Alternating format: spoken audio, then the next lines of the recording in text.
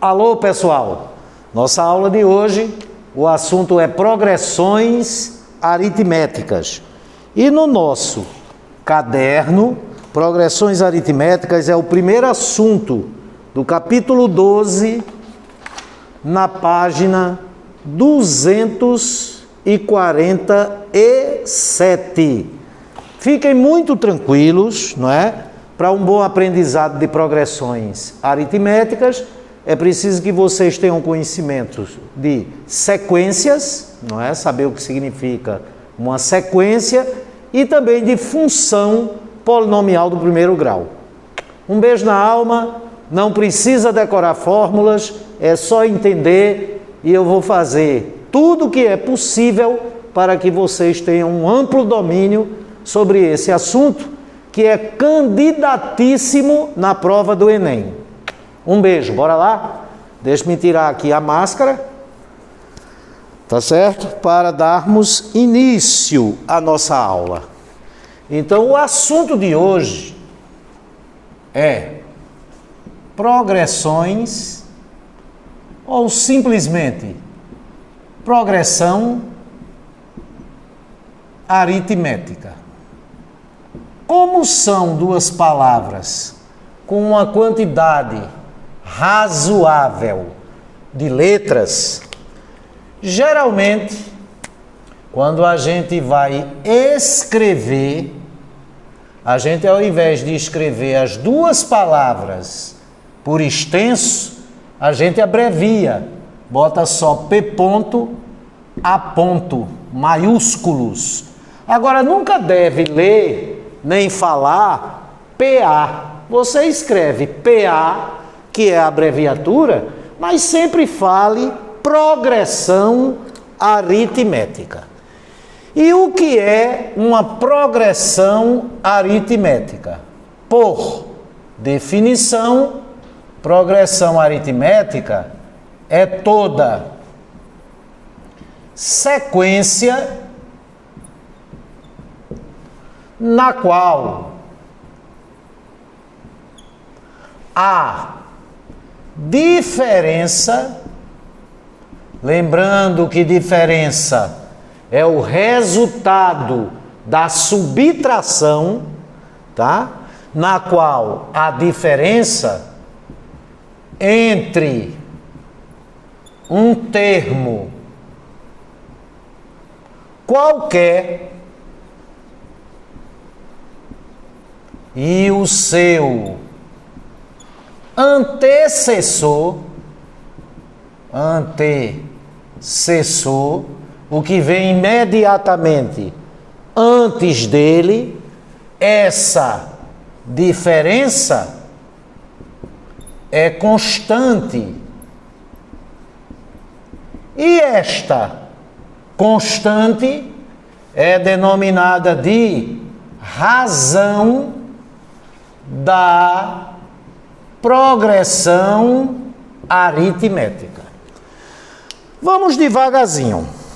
Se uma progressão aritmética é uma sequência, progressões aritméticas não possuem elementos, porque quem tem elemento é conjunto, e uma progressão aritmética não é um conjunto, é uma sequência. Progressão aritmética tem termo, legal ou não? Se uma progressão aritmética é uma sequência, esses termos possuem ordem, ok? Então, uma progressão aritmética, ela tem termos, os termos possuem ordem, tá certo ou não? É uma sequência, não é um conjunto, entendeu direitinho? E sendo uma sequência, toda progressão aritmética é um arranjo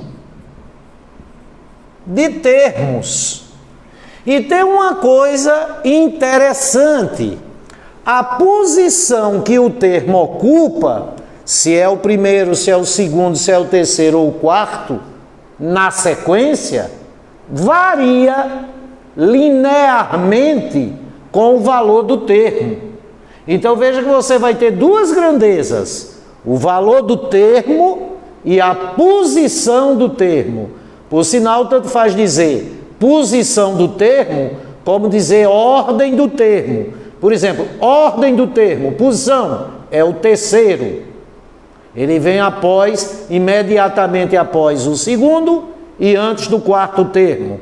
Legal ou não? E o valor do termo é, por exemplo, o terceiro termo vale 10. Pois bem, essas duas grandezas que variam a posição do termo, se é a primeira, se é a segunda, se é a terceira, e o valor do termo, se vale 10, se vale 8, se vale 1 meio, se vale 3 quartos, se vale π, se vale raiz de 3, se vale menos 9, essas duas grandezas, elas variam linearmente. E se há uma variação linear entre a posição do termo e o valor do termo, entre a posição do termo e o seu respectivo valor, certo? Se ocorre uma variação linear, e se ocorre uma variação linear, se estabelece entre a posição do termo, que é de onde a flecha parte, e o valor do termo, que é onde a flecha chega, uma função polinomial do primeiro grau. Professor Edinaldo, está tão confuso. Está confuso, meu filho? Está. Mas eu estou aqui para lhe explicar, ok? Deixe-me apagar o projetor para que eu possa dispor do quadro como um todo. O que nós vamos fazer agora é pegar essa definição e os adendos que eu fiz em vermelho e vamos dissecar isso. Vamos explicar amiudemente. Tá certo ou não? Então olhe para cá. Considere a seguinte sequência. E se é uma sequência, eu agrupo entre parênteses.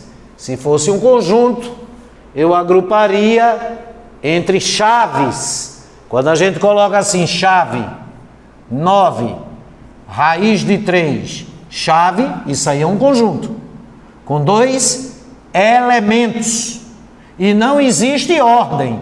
Tanto faz chave 9, ponto e vírgula, raiz de 3, chave, como chave, raiz de 3, 9, chave. Só que uma progressão aritmética não é um conjunto, é uma sequência. Então é parêntese 9, raiz de 3, aí sim. Aí esse 9 e esse raiz de 3 não são elementos, são termos, existe ordem.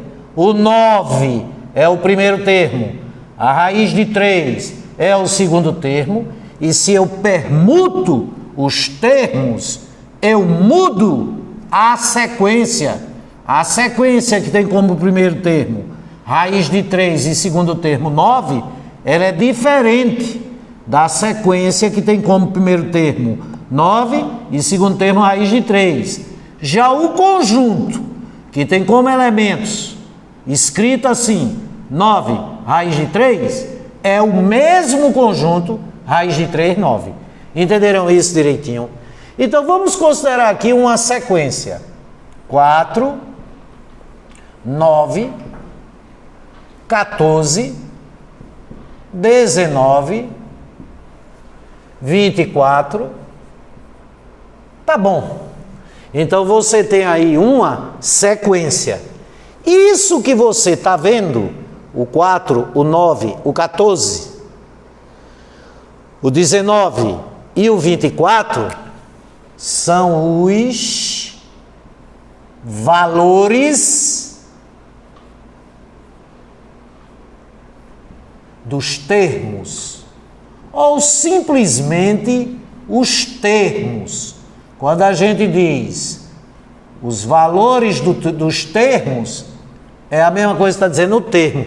Então, tanto faz eu dizer, o valor desse termo é 9, como eu dizer, esse termo é 9.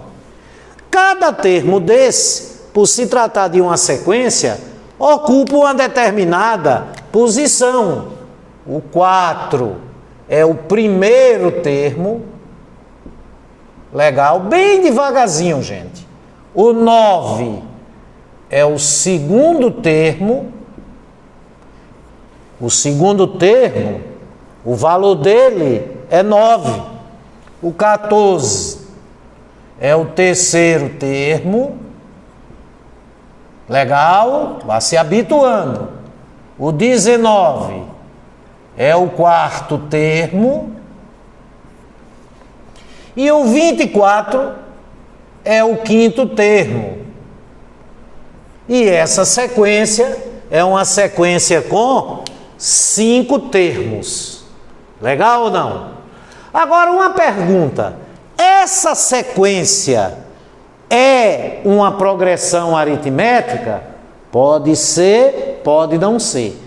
Toda progressão aritmética é uma sequência, mas nem toda sequência é uma progressão aritmética.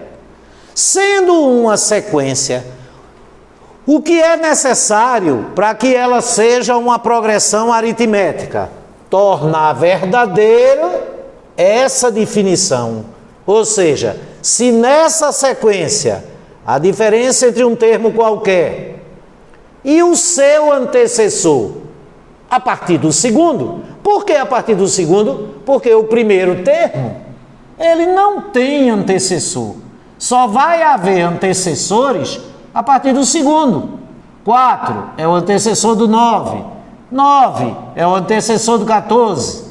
14 é o antecessor do 19. 19 é o antecessor do 24. Agora o 4, primeiro termo, não tem antecessor. Então essa sequência só é uma progressão aritmética se a diferença, resultado da subtração entre um termo qualquer a partir do segundo, pode ser o segundo, o terceiro, o quarto ou o quinto, e o seu antecessor for constante. Então, por exemplo, se eu pegar o segundo termo, seu antecessor é o primeiro. Aí eu faço 9 menos 4. Subtraio na seguinte ordem o valor do segundo termo menos o valor do primeiro termo. O resultado dessa subtração é 5. Para essa sequência ser uma progressão aritmética, é preciso que o resultado de todas as subtrações possíveis entre um termo qualquer e o seu antecessor seja constante. Os valores dos termos variam, mas o resultado da subtração entre um termo qualquer e o seu antecessor não pode variar.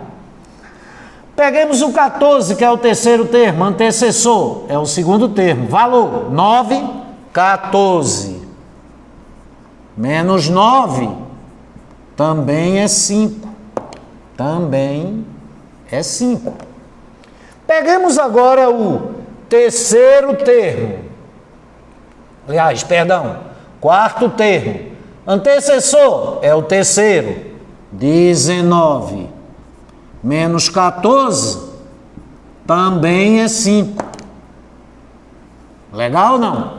E finalmente o quinto termo, antecessor é o quarto, 19. Então 24 menos 19 também é 5. Tá? Veja que o resultado das subtrações sempre foram os mesmos. Não variou. Se não variou, a diferença, que é o resultado da subtração, é constante. E se essa diferença é constante, a sequência, que eu posso chamar ela de S, é uma progressão aritmética. Sensacional. Um detalhe curioso, tá? Se eu fosse escrever essa sequência literalmente, eu a escreveria assim: 4, literalmente, é o primeiro termo, A índice 1. Todos os termos, 1, 2, 3, 4, 5, a gente representa por A. Podia ser outra letra, viu? B.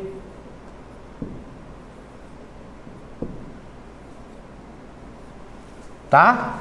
Então, esse 4 é A, o 9 é A, o 14 é A, o 19 é A e o 24 é A. Esse A representa todos os termos. Agora, como o 4 é o primeiro termo, aí eu boto o A índice 1. Como o 9 é o segundo termo, A índice 2. Como o 14 é o terceiro termo, A índice 3. Como 19 é o quarto termo, A índice 4. E como 24 é o quinto termo, A índice 5. Em outras palavras, quando eu escrevo A índice 3, o azul está tão chifrinho.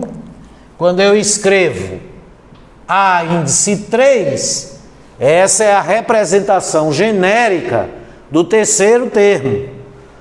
E quando eu digo que esse terceiro termo, o valor dele é 14, esse é o valor, tá? Então, o A índice 3, o A índice 3 é igual a 14, certo ou não? Então veja que se o A índice 3 é igual a 14, A índice 3 é o valor do terceiro termo. Quanto é o valor do terceiro termo? O valor do terceiro termo é igual a 14. E esse índice 3 é a posição ou ordem do termo, né? Quando eu coloco esse 3 aqui, eu estou dizendo que esse termo, tá? É o sucessor do segundo e é o antecessor do quarto, porque ele fica na terceira posição. A ordem dele é 3, então ele antecede o quarto e sucede, vem depois do segundo, né? Inclusive, a gente pode dizer que existe uma função onde a flecha parte do índice e o índice e o índice. O índice é a posição ou ordem do termo e chega no valor do termo. Ora, numa função que a flecha parte do x e chega no f de x, a função é f. Numa função que a flecha parte do n e chega no a de n, a função é a. E se trata de uma progressão aritmética, esta função a, ela é uma função polinomial do primeiro grau. ou função afim, fazendo com que a variável livre, que é a posição ou ordem do termo, e a variável dependente, que é o valor do termo, variem linearmente. Que a representação analítica dela, no plano cartesiano, será feita por pontos que estarão numa mesma reta. Sensacional. Ok, amigos? Ok? Mas vamos lá. Uma coisa que eu gostaria que vocês compreendessem muito bem era o seguinte: imagine aqui um edifício. Um edifício.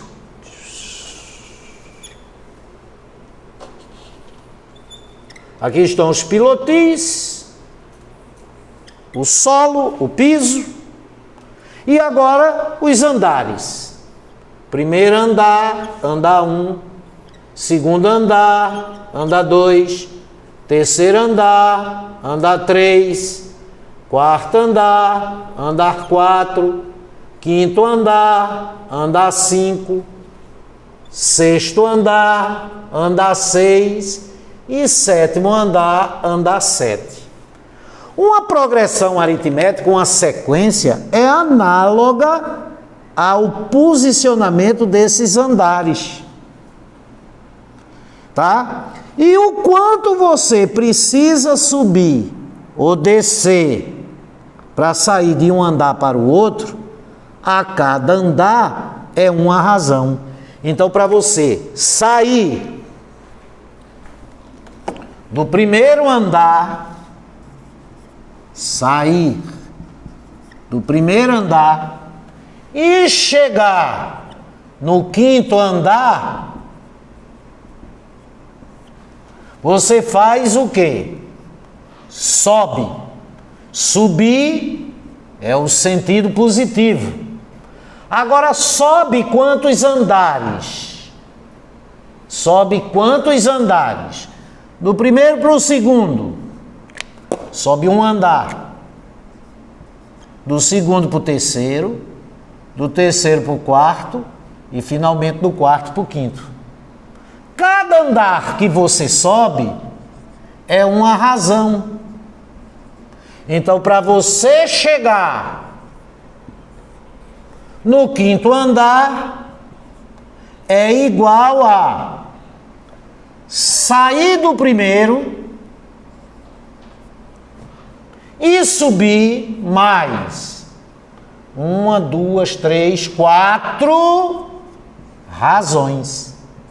Sensacional, é ou não? Agora vamos imaginar descendo. Para você sair do sétimo andar e chegar no segundo andar, se você entender isso, progressões aritméticas vai virar uma gracinha. Você precisa descer, que é o sentido negativo. Subir é o positivo, descer é o negativo.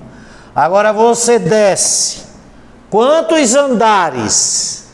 Você desce 1 do sétimo para o sexto, desce mais 1 do sexto para o quinto, desce mais 1 do quarto para o terceiro, desce mais 1 do terceiro para o segundo. Cada andar descido é uma razão subtraída. Menos R, menos R, menos R, menos R, menos R. Foram ao todo quantas? 5. Então, para chegar no segundo andar, chegar no segundo andar é igual a sair do sétimo e descer 5 andares, 5 razões. Com isso, você está encontrando uma maneira de, partindo do valor de um termo, chegar ao valor de outro termo, tá? Você vai generalizar, você vai criar uma expressão para o termo geral. Vamos ver se vocês estão legais agora, se sabem andar de elevador direitinho. Se você quiser chegar no andar 12, pode ficar lá. O andar 12, para eu chegar nele, é igual a quê? Depende do andar que eu vou partir. Chegar no andar 12 é igual a partir do andar 4. Ora, se eu parto do 4º andar e quero chegar no andar 12, o andar 12 é igual a quê? A partir do 4º andar. Se você está no 4º andar e quer chegar no 12, você tem que subir. Então, mais. Subir quantos andares de 1 por 1? Do 4º para o 5º, do 5º para o 6º, do 6º para o 7º, do 7º para o 8º, do 8º para o 9º. 5. Do 9º para o 10º, do 10º para o 11º e do 11º para o 12º. Você tem que subir 8 andares. Então, chegar no 12º é igual a partir do 4º e subir 8 andares, 8 razões. Eu não sei se você notou uma coisa, esse é o valor que você quer chegar, é o que você quer. Esse é o valor de onde você parte. Então, onde você quer chegar é sempre igual a de onde você parte, mais, se for subir, uma certa quantidade de andares, uma certa quantidade de razões de 1 por 1. Esse número aqui, veja que coisa linda, meu amor. Esse número aqui que pode atrapalhar você, esse número é igual à posição de onde você parte, 12, menos a posição de onde você quer chegar, 4. Porque 12 menos 4 é igual a 8. Não é fácil? 12 menos 4 é igual a 8 e o 8 é a quantidade de andares que você sobe. Deixe-me ver se você ficou bonzão mesmo. Chegar no 30º andar, no andar 30, é igual a quê? Depende de onde parte. Se partir do andar 7, eu estou no 7º andar, quero chegar no 30º, eu tenho que subir. Mais quantas razões? 30 menos 7, 23. Não é fácil.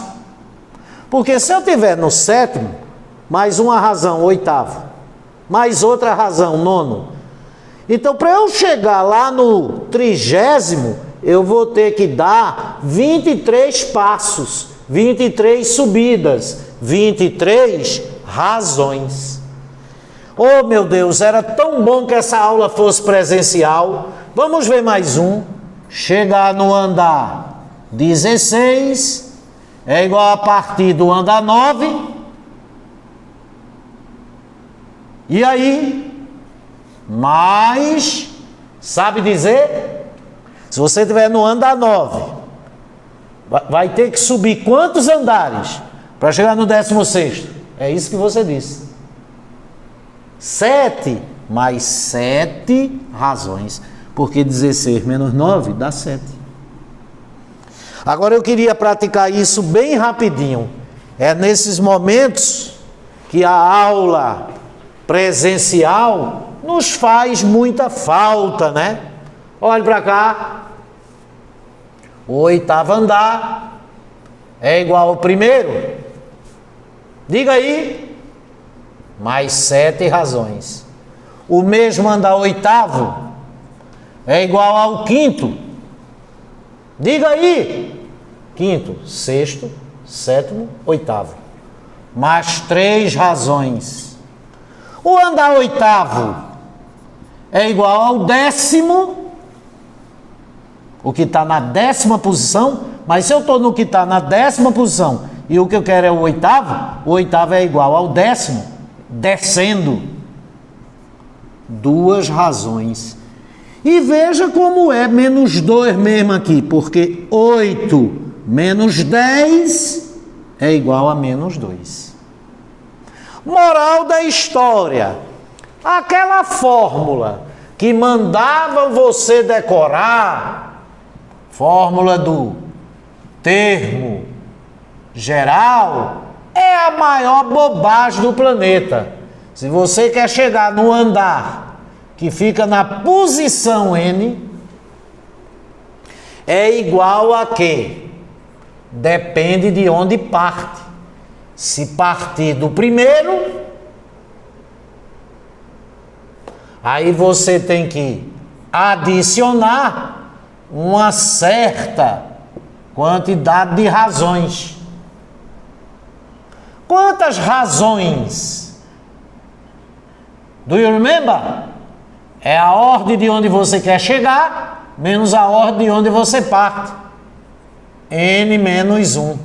Aí essa é a fórmula do termo geral.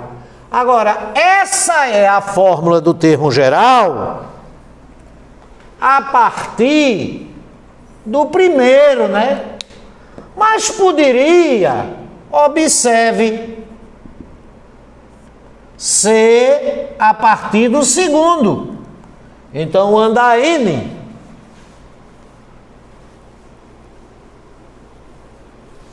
chegar no andar que fica na posição N é igual a A3 partindo do terceiro para chegar na posição N, partindo do terceiro ao invés de partir do primeiro, mais parêntese, vezes R. Quantas razões, quantos andares eu preciso subir se eu partir do terceiro para chegar no enésimo? N menos 3. Então o andar N é o andar 9 mais N menos 9 vezes R. O andar N é igual ao andar K mais N menos K vezes R. Facinho! Agora, se você procurar em todos os livros de matemática, ela sempre vai estar escrita dessa maneira, em função do primeiro andar, usando o primeiro termo como termo de partida. E essa é a posição do termo de chegada. Mas nada impediria que o termo de partida estivesse em qualquer posição da sequência. Se estiver na terceira posição, N menos 3. Nona posição, N menos 9. Posição K, N menos K. Sensacional. Agora, voltando para aqui, nessa função A, variável livre, que fica no eixo das abscissas, N, a posição do termo. Variável dependente, A de N, o valor do termo. Aí veja que coisa sensacional. Como a gente sabe? Olhe para aqui. Veja coisa linda, viu? Por incrível que pareça, isso aqui é a lei de formação de uma função. E é, professor? É, meu filho, nunca lhe disseram não. Veja só. O que é isso? É o valor do termo. E esse valor do termo depende de N. da posição dele. Então é um A de N. Quando eu digo assim, A7, é a mesma coisa que A de 7. Porque o valor desse termo depende da posição que ele está, da sétima posição. Se fosse outra posição, sexta, quinta, quarta, o valor seria outro. Aí o A de N é igual a A1 mais, elimina o parêntese, R vezes N, menos R vezes 1. E R vezes 1 é R. Então, esse A de N é igual a um parâmetro R multiplicado pela variável livre N, R de N, mais outro parâmetro. Esse outro parâmetro é o primeiro menos R, é A1 menos R. Então, você tem uma função que a variável dependente é igual a um parâmetro vezes a variável livre mais outro parâmetro. Comparando, se ao invés de A fosse F e ao invés de N fosse X, ficaria F de X, ficaria F de X, F de X igual a R vezes X mais esse A1 menos R, que não são variáveis, então isso aqui tudinho é um parâmetro só, um certo B. E se ela é F de X igual a Rx mais B, isso é uma função polinomial do primeiro grau, onde o coeficiente angular, a taxa de variação da função, o coeficiente angular da reta, a inclinação da reta, a declividade da reta é a razão. Que se for positiva, a reta ascende e a função cresce. O valor do termo cresce. Que se for negativo, o coeficiente angular, a taxa de variação da função, o coeficiente angular da reta, a inclinação da reta, né, a declividade da reta for negativa, a reta descende, a função decresce. Os valores do termo vão decrescendo de acordo com a posição deles. E o coeficiente linear, que é a ordenada do ponto onde da reta, né, a parte fixa da função, o termo independente da lei de formação do polinômio, tá certo? É a diferença entre o primeiro termo, o valor do primeiro termo e a razão. Né? Sensacional. Isso vai fazer com que, olha que beleza, você tenha o seguinte: se essa razão for positiva, a PA é crescente. Se a razão for negativa, a PA é decrescente, a progressão aritmética é decrescente, e se a razão for zero, deixa de ser uma função polinomial do primeiro grau. Né? Vai desaparecer esse termo, fica f de x igual a um parâmetro. A progressão aritmética é constante. Não é? Então nós teremos três configurações. Uma configuração é assim: no eixo das abscissas, a ordem do termo, a posição. No eixo das ordenadas, o valor. Se a reta for ascendente, a razão, o coeficiente angular da reta, é positivo. Então você tem uma PA, progressão aritmética, crescente. Agora o gráfico não é a reta. São alguns pontos que estão na reta. Eles têm que estar na reta para obedecer à lei de formação. Por quê? Porque como esse N é a posição do termo, É a ordem do termo, só pode ser 1, 2, 3. Então, por exemplo, esse ponto aqui. Oh, meu Deus. O lápis azul está uma vergonha. Se esse ponto aqui tiver abscissa 1, quer dizer que esse ponto corresponde ao primeiro termo, o termo que está na primeira posição. Aí a ordenada dele vai ser o A1, que é o valor do primeiro termo, certo?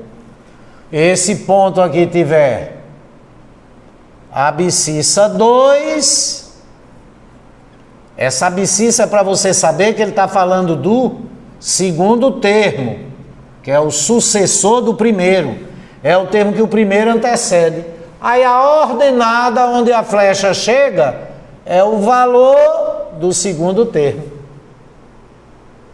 Então, por exemplo, se eu tiver uma progressão geométrica, aritmética, representada por uma reta assim, e aqui o ponto que tem a abscissa 4 tiver ordenada 9, isso é para eu saber que o quarto termo, o A4, vale 9. O termo que está na quarta posição vale 9. Evidentemente é uma função discreta, de variável discreta, né? Porque as flechas só podem partir de números naturais não nulos, porque a posição do termo é um natural não nulo. Agora, o valor do termo pode ser qualquer número real. Maravilhoso. A segunda possível configuração, Gustavo Moreira hoje está dando um show de filmagem. Por sinal, nas aulas de logaritmo foram 3 vídeos sem áudio, eu e Gustavo vamos refilmar, viu, gente? Outra configuração possível seria assim, não é? Eixo das ordenadas, eixo das abscissas e a reta ser descendente. Se a reta é descendente, a razão é negativa, porque a razão é o coeficiente angular, é o número que multiplica a variável livre. É a taxa de variação da função. Aí você vai ter uma progressão aritmética decrescente. A flecha parte da posição do termo e chega no valor do termo. Então, se o ponto que tem a abscissa 1, que é para saber que é o primeiro termo, a ordenada dele é A índice 1, que é o valor do primeiro termo. O ponto que tem a abscissa 2, que é para você saber que se trata do segundo termo, a ordenada dele é A índice 2, que é o valor do segundo termo. Veja que quanto maior for a posição, a ordem do termo, menor é o seu valor. Por isso que a progressão aritmética é decrescente. Agora, se a razão for zero, vai desaparecer esse termo, vai ficar só a parte fixa. Aí, qualquer que seja a posição do termo, o valor vai ser sempre o mesmo, tá? Se a razão for zero, aí a função vai ser uma função constante. Se a razão for zero, aí a progressão aritmética é constante. Se esse ponto tiver abscissa 1, que é para saber que é o primeiro termo, o valor desse primeiro termo é o A índice 1. Aí o ponto que tem abscissa 2, o valor do segundo termo é igual ao valor do primeiro termo. O valor do terceiro termo é igual ao valor do primeiro e do segundo termo, e assim sucessivamente. Espero que todos vocês tenham entendido muito bem. Vamos ver mais um exemplozinho aqui. Bora, não custa nada.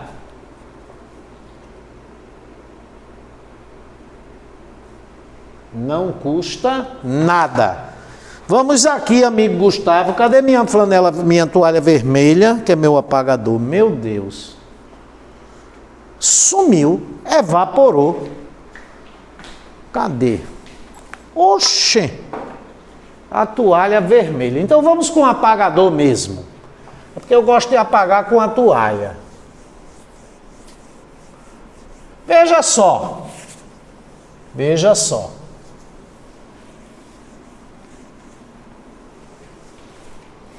Imagine que você tem a seguinte progressão aritmética, em que o primeiro termo seja 4, o valor dele é 4, e a posição dele, o n, é 1, né?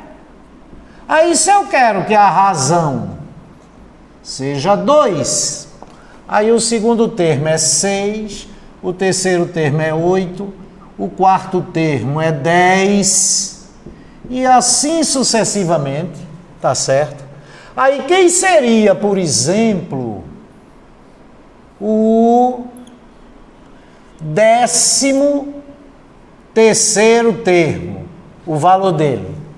Se você quiser calcular o 13º termo a partir do primeiro, é só pegar o primeiro mais 12 razões, ou o segundo mais 11 razões, ou o oitavo mais 10 razões, ou o quarto mais 9 razões. Por exemplo, a partir do oitavo, a partir do terceiro, porque o valor do terceiro termo, o termo que está na posição 3, é 8. Então esse A13, onde você quer chegar, é igual ao A3 mais, para chegar no 13º, partindo do terceiro, você tem que avançar 10 razões, não é? 13 menos 3 mais 10 razões. Aí fica o A13, o valor do termo que fica na 13ª posição, é igual a 8, que é o valor do termo que está na terceira posição. Se eu estou na terceira e quero ir para a 13ª, eu subo 10, mais 10 vezes a razão, que é 2. Então, o valor do 13º termo, como 10 vezes 2, é 20, 8 mais 20, 28. Né? No diagrama sagital, isso quer dizer que a flecha que parte do 1 chega no 4, porque o valor do primeiro termo é 4. A flecha que parte do 2 chega no 6. A flecha que parte do 3 chega no primeiro termo, segundo, terceiro, chega no 8. E você acabou de descobrir que a flecha que parte do 13, porque a variável livre é n, é a posição do termo, 13ª, chega no 28, porque a variável dependente onde a flecha chega é o A de n. Não é verdade? Analiticamente, no plano cartesiano, como seria isso? Seria assim, ó. Eixo das ordenadas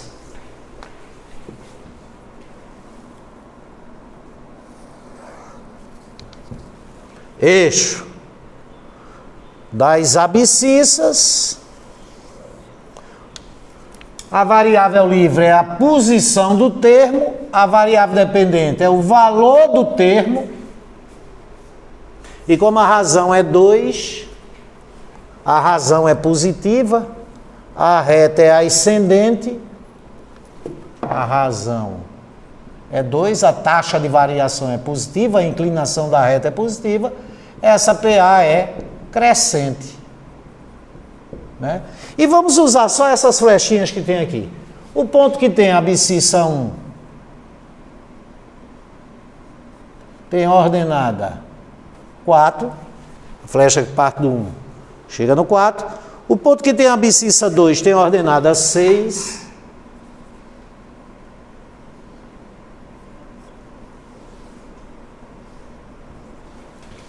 Né? O ponto que tem a abscissa 3 tem ordenada 8. E você calculou que o ponto que tem a abscissa 13, que é o termo que fica na 13ª posição, tem ordenada 28, tá? Aqui é a posição, 13º termo, N igual a 13, e aqui é o valor do termo. O A 13 vale 28. Agora vamos fazer uma pausa. Recomendo a vocês que assistam esse vídeo pelo menos umas 3 vezes. Aí vamos fazer uma pausa e no próximo vídeo já vamos fazer alguns exercícios.